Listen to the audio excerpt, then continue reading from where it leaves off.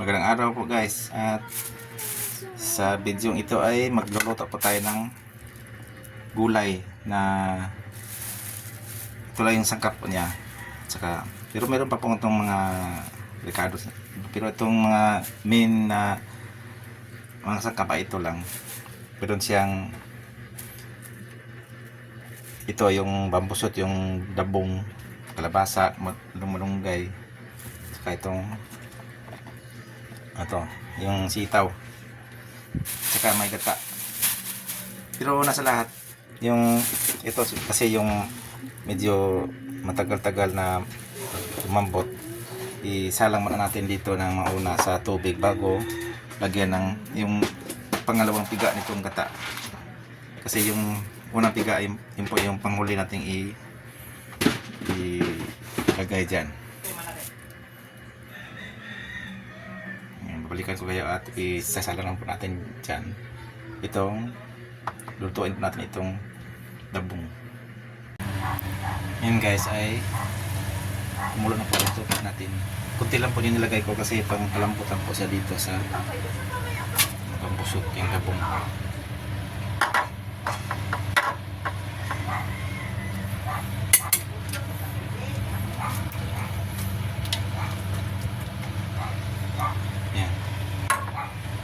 Pagkatapos niya, pag lumambot na ay lagyan na po natin ito yung pangalawang piga ng gata.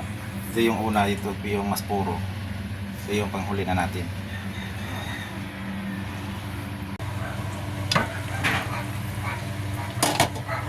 Ito na guys, malapit na po siyang lumambot. Itong bambusot po natin ay lagyan po natin ito para rin po siyang may sasaw.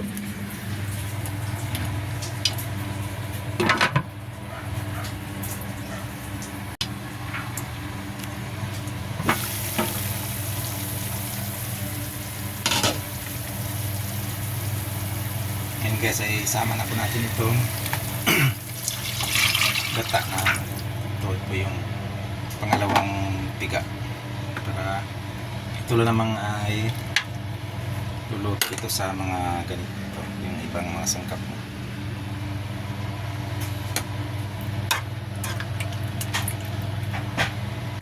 Pakuluin muna natin.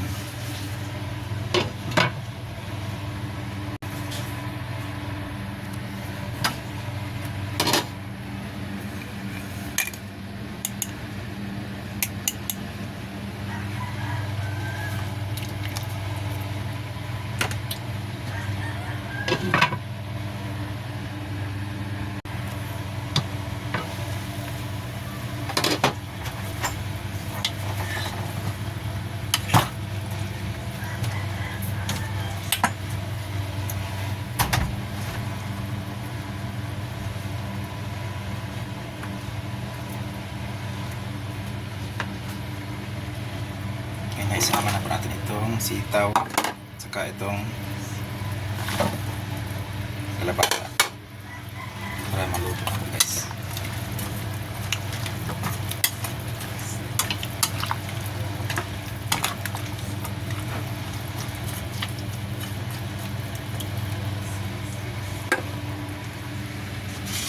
Panghuli na po itong malunggay pagkatapos nitong pangalawang piga ng gata. Lutuin muna natin.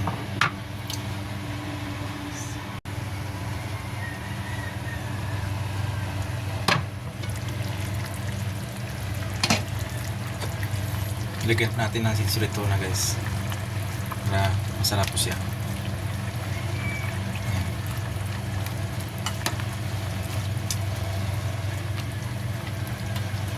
Hayaan na lang natin yung mampot ng gusto itong kalabasa.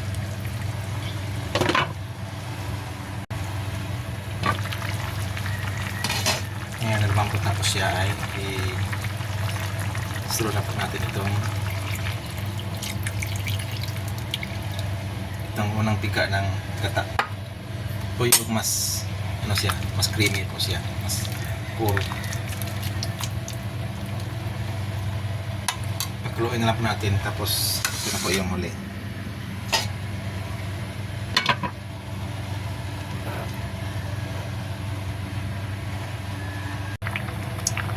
ito na po guys na sama na po natin itong malunggay. Kunting kulo na lang po at okay na po siya. Maanghang po yung sabaw niya, maanghang ng kunti kasi doon sa dahil ito sa sili na una nating nilagay. Durog na po siya mga guys. Ang sabaw niya ay yan, creamy po siya. Sarap po niya guys. Kunting kulo na lang at okay na po to guys. Hanggang dito na lang yung vlog po natin dito sa ating ginataang gulay at thank you very much. Maraming salamat po sa pagsusubaybay at God bless po sa ating lahat.